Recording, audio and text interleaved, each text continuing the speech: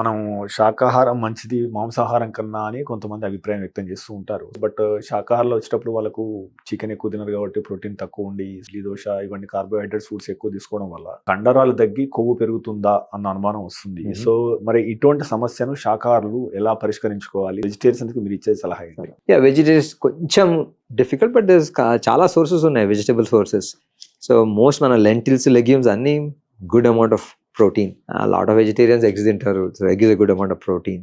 Tofu లాంటివి ఉన్నాయి. So ఉన్నాయి, legumes and stuff are very good sources. అన్ని నట్స్ అన్ని మాత్రం వెరీ గుడ్ ప్రోటీన్ సోర్సెస్.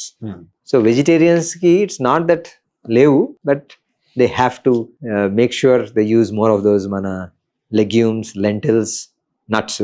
ఈ మధ్యన lot of vegetable source protein supplements కూడా వస్తాయి. సో జనరలీ మనకి మన డైట్తో if you are non veg decent amount protein దొరుకుతుంది, but vegetarian diet still not that easy. So I usually tell them కొన్ని protein supplement తీసుకోండి, that way you don't have to eat too much of the food. Supplement you take the supplement, మనకి కొన్ని 30-60 grams వస్తాయి protein అవి సప్లిమెంట్లో. That safe and చాలా plant based protein supplements వస్తాయి. But even then మన foods, chick peas, అన్ని పప్పులు, all lintels, legumes, nuts are very good sources of protein. You know, if they like milk is a very good source of protein. Too much is carbs kuda untayi gaani. So yeah, protein sources are adequate. It's not that they are doomed. MedPlus లో అదే medicine, అదే quality, marketing, distribution, ఇంకోటి అంటూ వీళ్ళకి అదనపు ఛార్జీలు ఉండవు. అందువల్లే 50 to 80% డిస్కౌంట్ లో మనకు అందిస్తున్నారు.